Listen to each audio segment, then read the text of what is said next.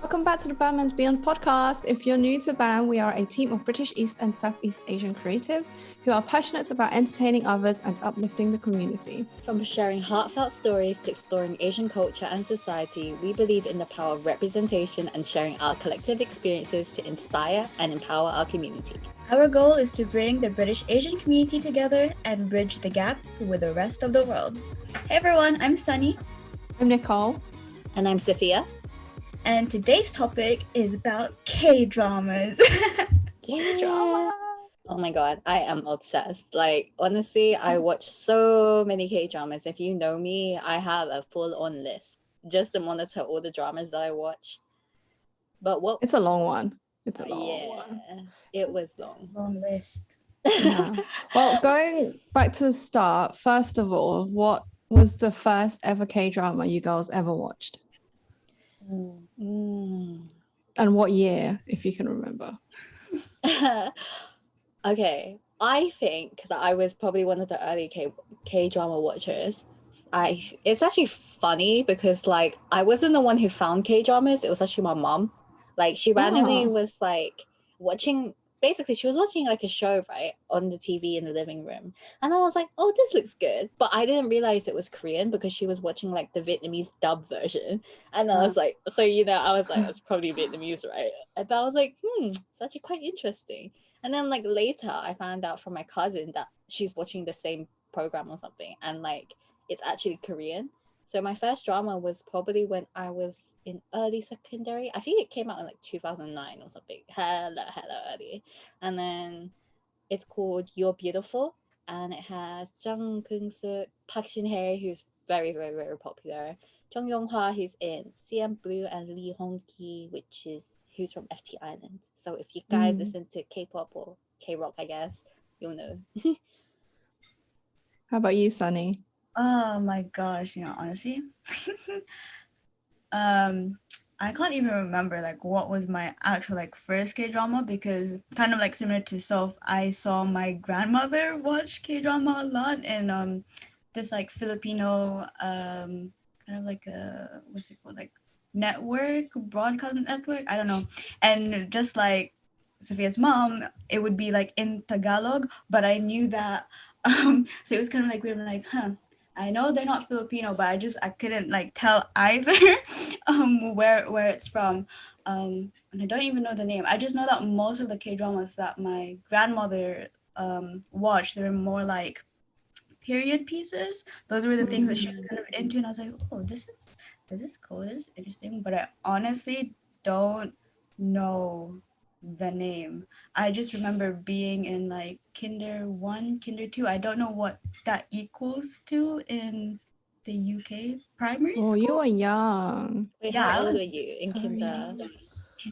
I was like 5, 6 years old. I was so like year young. 1 reception kind of like. Yeah, I was very young.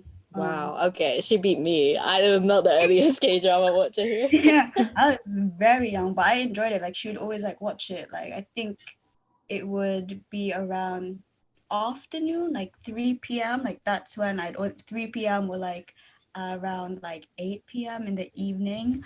Yeah, I think the first K-drama that I've actually watched is like the one that Simon recommended me from like Global Playlist Global. Oh, Playlist Global, yeah. Oh, is it Playlist Global? I always call it Global Playlist. Yeah. I think it's called 17. Yeah, I've heard about it. So the web series stuff that we used to all watch, like I think Playlist Global, if you're looking for like short form content, then definitely check out Playlist Global if you want to watch some web series, because K-dramas are long. Yeah, they are. I think my first ever K-drama was Boys Over Flowers with Lee Min-ho. I can't remember the main actress's name. I just know her character was called like Kim Jang-di. Yeah. So this was way back in, I think, 2009 or 10. It was quite early. It was before Sophia watched her first K-drama. What was that called again? You're Beautiful. You're Beautiful. Yeah, that one was my second K-drama. So my cousin introduced like K-pop to me as well as K-drama, and then we got hooked.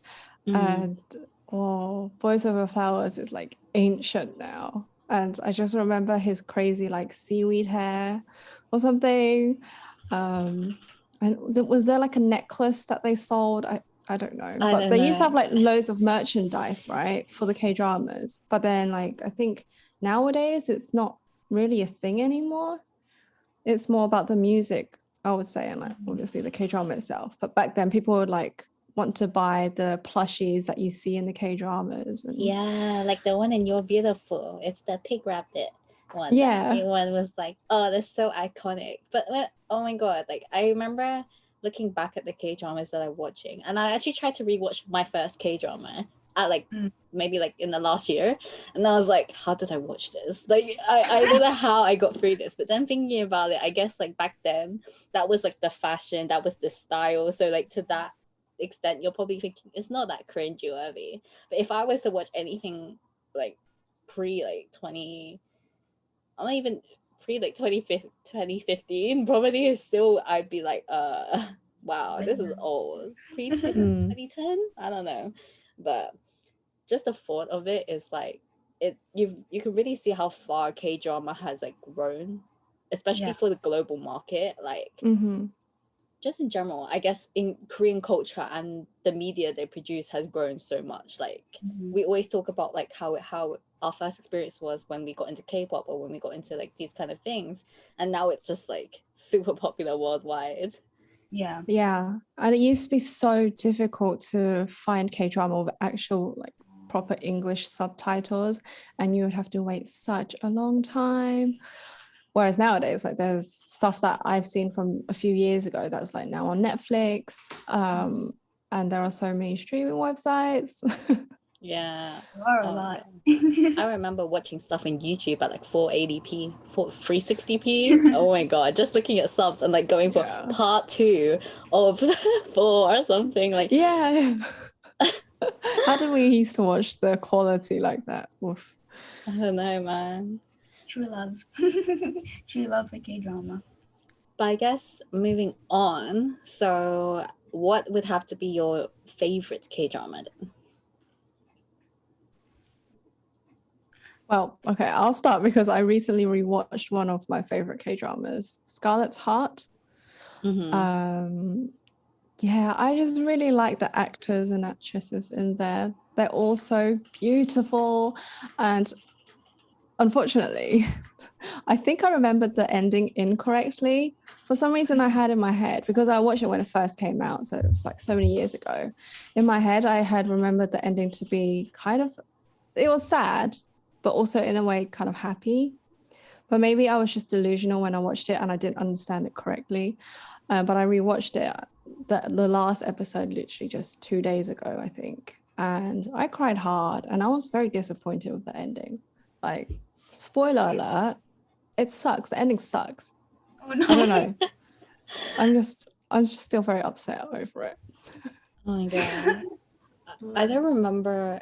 It's funny because Scarlet Heart Row is also one of my like favorite dramas that I always recommend everyone, but it's like more of a historical kind of drama. And like I feel like some people are very hit or miss about historical dramas because they're like, oh, I prefer to watch something more modern, and like I understand because I was the same. But then when I got into historical dramas, you can really see how much in depth and like they're very emotional. They generally to be more emotional, and that's why I'm like, if you want a more dramatic kind of vibe, then go for the historical side. But I don't actually remember the ending of Scarlet Heart, but I just remember it. I just remember staying but I also don't think I'm the best person because I remember when I first watched Scarlet Heart, it was summer of 20. No, was it summer? Well, I think it was like basically I went to Korea in 2016, 2017. And I remember the next day I was meant to go out to go see the palaces in Korea. And I decided I'm gonna just finish this entire drama. So I stayed up for like a whole night watching Scarlet Heart and bawling my eyes out. And the next day I was just so dead. But I was just like, oh, such a good drama. Like, oh my God. Yeah, the relationship, I love IU. Her acting has gotten really incredible because the first time I watched her was when she was in Dream High. I don't know if you guys have seen it. She was so young in there. Like, was it 16, 17? I don't know. It was before. It was way before she was 20 anyway. But with Scarlet Heart, I really love the costume as well, and I really like listening to like the language they used to speak back then. And I would kind of compare it to like the olden days of like Chinese culture as well, because the language, like they do have crossovers, which like they still do with like the more, I guess, modern language, I guess you would call it. Yeah. So it's really interesting. And there's another drama that I really liked, which was W. Have you both seen it? Oh yeah, I watched it, but I've had really mixed reviews about W because I feel like the concept is really cool. But from what I remember, I remember I wasn't like 100% content with the drama, but it might have been that the structure was very sometimes a bit wishy-washy. But it has been a while since I watched that, so I don't know if I am like, you know, because I feel like I'm the type of person who starts watching something and I move on and I move on. And if someone tells me, oh, was that a good drama? Like, oh, like, what's the drama about? Is it a good drama? I'm just like, I remember it being good. Can't tell you what it's about, but I just go through so many dramas. Yeah. But have you seen W, Sunny? Yeah, I watched it recently. And I enjoyed it a lot. Like the funny thing is I came across it on TikTok. Like there was this like one like scene, I was like, oh, this looks interesting. I'm gonna go watch. And I enjoyed it a lot at the beginning because from what I remember, it was half the time that most K-drama episodes like last. It was only like 20, 30 minutes. So I was like, okay, this is cool. And I was like enjoying it a lot. I'm like, this is very like interesting. It's very different from just like films and like shows that I've like watched in general. But then it got like longer as it went. And then just like what Sophia said, like the way that it would like jump here and there, I was like, oh my gosh, it just keeps going and going and going. Like, can we not move forward? Why do we have like it kind of drags on a little bit? Yeah. So I was kind of like, but I finished it and I was like, okay, that was cool. Yeah, I can't really remember the details as well because it's been so long, but I do remember like always being on the edge of my seat, especially when the father like showed up, like the bad guy, and he always looked so scary.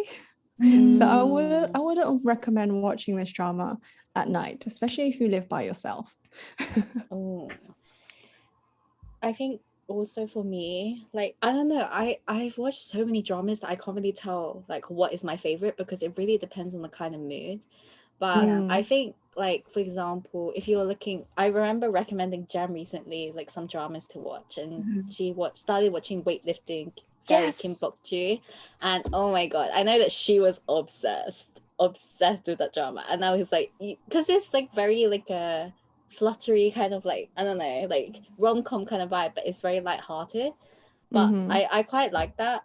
But then there's some dramas that like I really liked While You Were Sleeping, which has Lee Jong-suk and Suzy and stuff like that. And I thought that was quite an interesting drama as well. Like I can't remember. I remember it was like quite an interesting concept. I think like the girl, was it the girl or the guy? I think it was the guy. He can like predicts that something that's gonna happen next. Or like he can through his dreams, right? Or like while he's sleeping. Yeah. Through his dreams or something. I can't remember who it was. I think it was Lee Jong-suk who had that. Was it? Or was it Suzy? I don't remember. Yeah, I can't remember as well. I just remember one of the main characters basically could see what was going to happen next. But no. I think it was Lee Jong-suk who had really good memory or something. Because I remember, I think one of the first scenes was like something had happened, and then like he recalled everything that had happened and stuff like that because he had like photographic memory. And then Suzy, I think her dreams, every time she slept, she could predict something that was going to happen. And then I was like, this is cool. And then so I kept watching and stuff like that, and I got really hooked as well. So that was a really good drama for me. In terms of being on edge, like I think recently in terms of dramas that put me on edge was stuff like World of the Married, So that was like adapted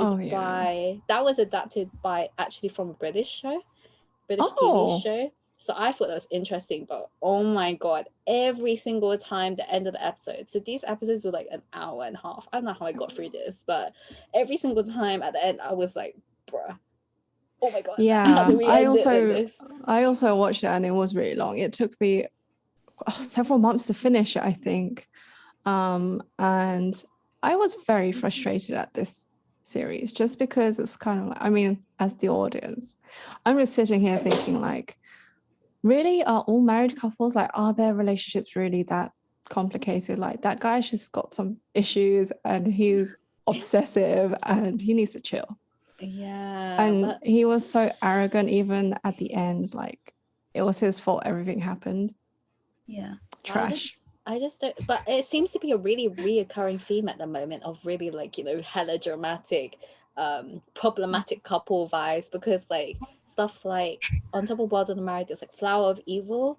I don't know. I think the guy is actually like a criminal, but it's funny because his wife is a policeman or like an investigator. So I want to watch this. I actually 2 days ago I was like, oh, I think this is going to be the next drama I might watch. Yeah, and then obviously I think Sky Castles and as well as Penthouse, the Penthouse that everyone's been raving about, and that I haven't seen these two. Yeah. Sky Castle.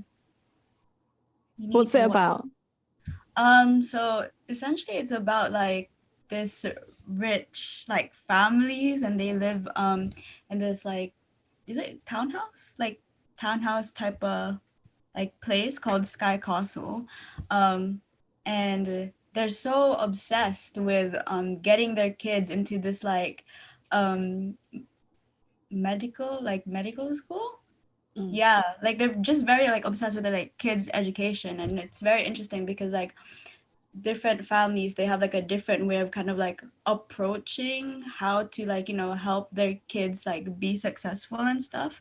But yeah, no, I'm actually rewatching it again for the second time. That's how much I enjoyed it. I need to take note and check out these. Yeah, then you'll probably need to watch the rest, because I know everyone's raving about the Penthouse at the moment. And I know that like they just finished season 2 and season 3 is already due to come out.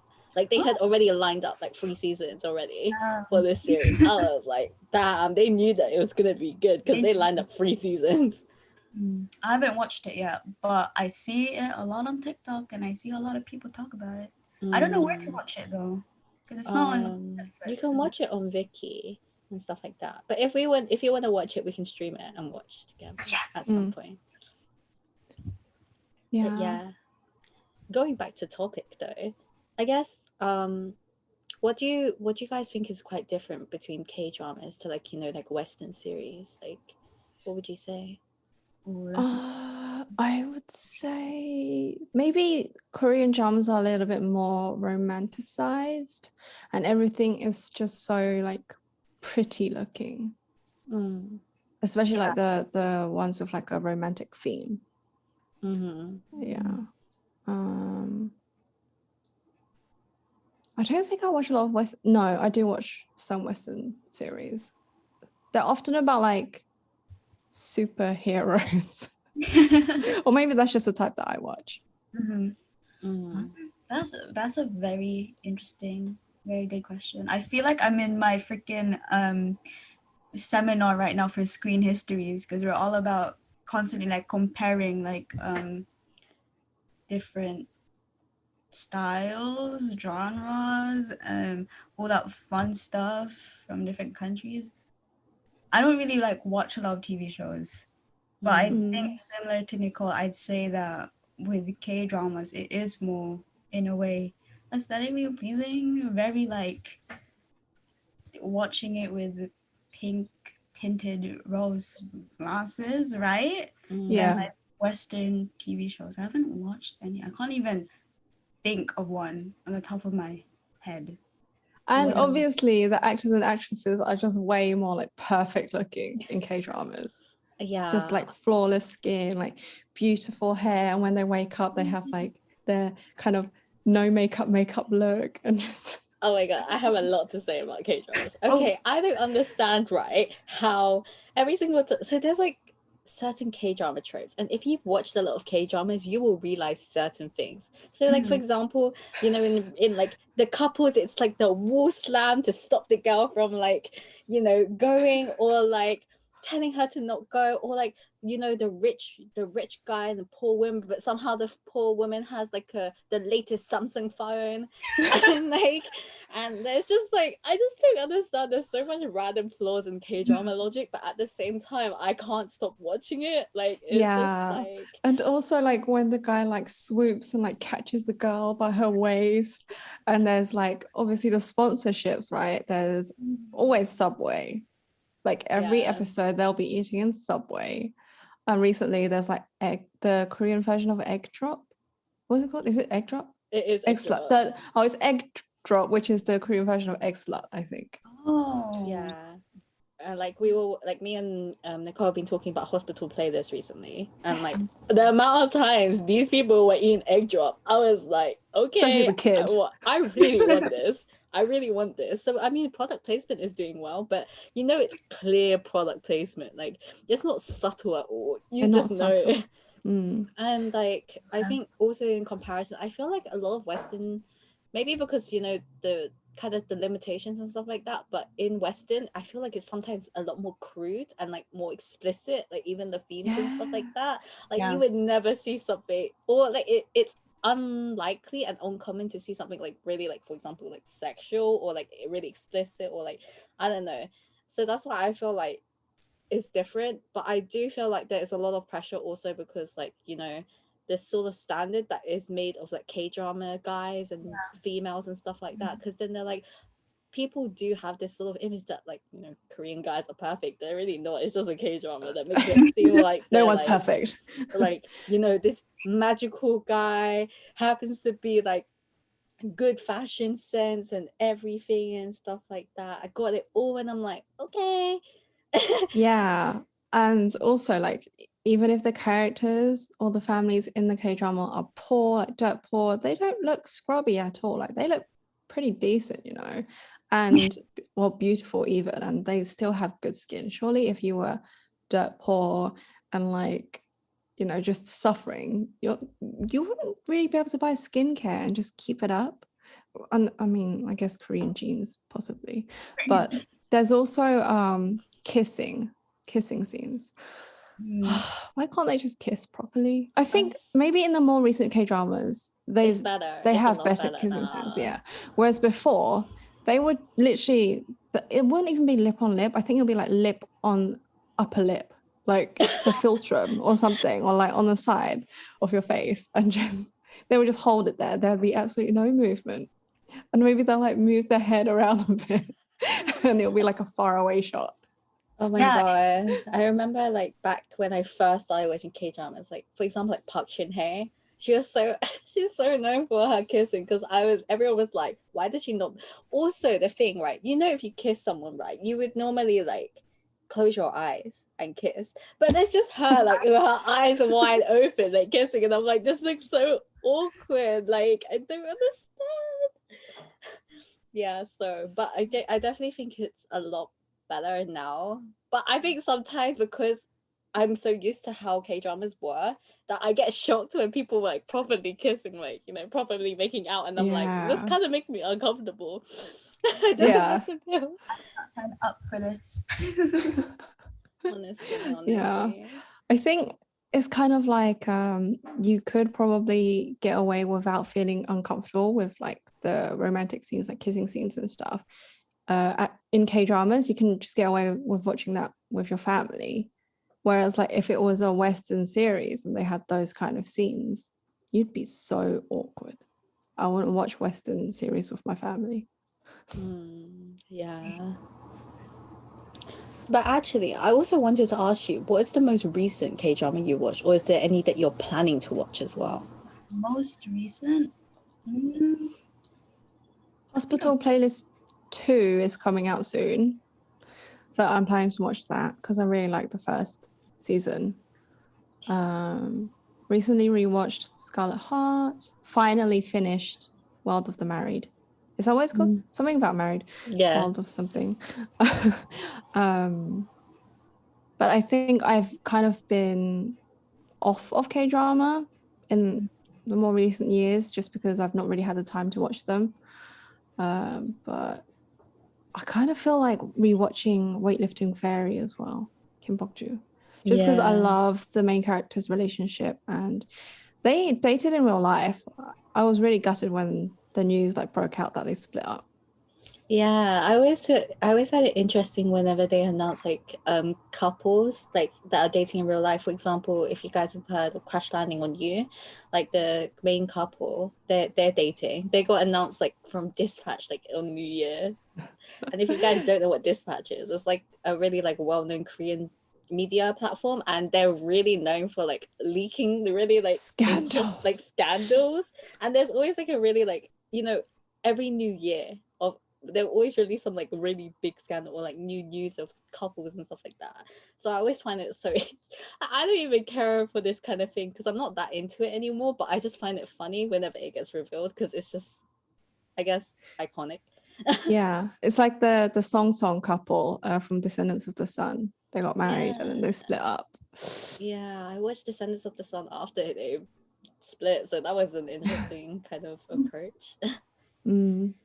Well, how about we recommend 2 K-dramas each to our viewers, as a way of wrapping up this episode? 2. 2? Are we able to pick 2? Is that too little? I feel it also is really dependent on what kind of vibe you're going for as well. Like, I guess other than the ones that we've mentioned today, I recently rewatched True Beauty, which is a drama that features Moon Ga-young, Cha Eun-woo from Astro, and was in Hwang In-yeop, and like basically it's based off a webtoon also of the same name and stuff like that, and it depicts basically a girl who I guess like she grew up with like acne, like really bad skin and stuff like that, and then she learned how to use makeup, and she becomes like this very like beautiful girl, but she also deals with a lot of insecurities and stuff within school. And I thought like it was a really interesting drama. I guess like growing up, if you've had acne or you know you've been insecure within your skin and stuff like that, I think it's something that is definitely faced between a lot of girls. So I thought that was really interesting, and because I love the webtoon as well, I rewatched that. And yeah, other than that, if you're looking for historical dramas, I'd also recommend Love in the Moonlight. It has Park Bo-gum and Kim Yoo-jung, I think. And then I think it's like a very like kind of light-hearted historical drama, but honestly, the chemistry between the two of them is like really good. So I would recommend those two. How about you, Sunny? Interesting question. I think one that I can recommend if you're not really into like romance and all that cute little stuff, Partners in Justice, which is actually something that John Law was raving about. I remember on his like Instagram story, so I started watching it, and I love it so much. I enjoyed it a lot. Essentially, it's about like just investigating crime, that sort of thing. It can be very graphic, warning. It can be very graphic, especially like with the autopsies and stuff, and when they like find like the person that has like been murdered. So it can get graphic, so I'm just gonna put it out there. I don't think I could like eat properly after watching it because of how graphic it was, but overall it was very enjoyable. I know that they have season 3 coming up, but I don't know when. But yeah, no, that was really fun to watch. Another one that I can recommend is In My 20s. It kind of reminds me of the project that we're working on right now, actually. Hint, hint. No, but that one is like more lighthearted, more fun. I think season 1 was a bit, there's quite a lot, but it's just basically about these like girls that live in like this apartment, and it's interesting because we get to see kind of like each of their stories, and it's not really following just like one person's story, which I like a lot. A lot about adulthood, relationships, friendships.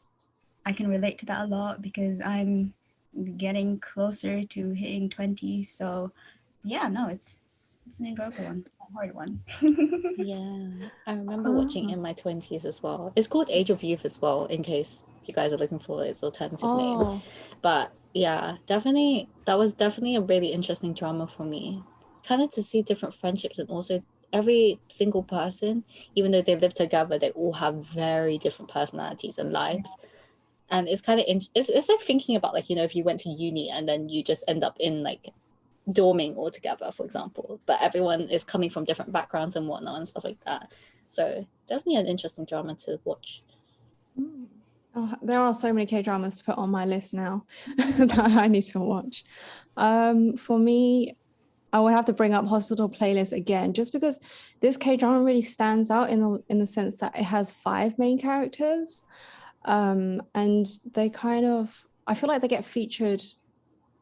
There's a good balance. And you get to the character development is done really well, and I love to see the relationship like between these 5 individuals. They are friends from college, I think, and I think 2 of the guys like knew each other from before college, and then I just like how it's not cheesy, or at least not too cheesy, and these 5 individuals just like really care about each other. Like, it's about friendship. I don't think it goes too deep into romance, at least not in the first season anyway. So there's Hospital Playlist, and then there's another one which I'm not sure if you girls have seen, and it's called Afdal Chronicles. It has Song Joong-ki, and it's on Netflix. So I'm gonna have to read this. It's where Joong-ki's character reunites with his Descendants of the Sun co-star Kim Ji-won, and this K-drama is set in the ancient times of South Korea, and the series finds the lead characters in the mythical land of Arth as they fight and struggle to find unity among their respective tribes. It's very interesting. I don't think this summary like explains how interesting it is, but I quite like ancient dramas, like dramas set in ancient times, just because it's something different and it's not as common, I think. And Song Joong-ki's acting is great. Yeah, I agree. I actually want to watch his new drama called Vincenzo. It's like a Italian-inspired one where I think he's... I don't know. I don't even know how to describe the plot line, but I just heard it's good. That's all I know. So I want to watch that. He's a South Korean-born mafia lawyer in Italy who flees to his homeland after he finds himself caught in between 2 warring factions. Okay. I don't know. I just see it everywhere, so I'm like, sounds good. I'm gonna go watch it. Yeah, we've all probably like burned through a lot of series during the lockdown. But yeah, I hope that you guys take the chance to check out our recommendations if you haven't, and also do let us know if you have any dramas to recommend too, and your thoughts, because we love finding more K-drama watchers to discuss this with. Okay, to wrap up this episode, you guys can check us out on social media. You can support us by following us and subscribing, and you can check out our merch as well as buy us a bubble tea on Coffee. Our handle on social media is typically at Bam and Beyond, so that's BAMNBEYOND, and join our Discord channel if you haven't already. We will talk to you guys next time. Take care. Bye. Bye.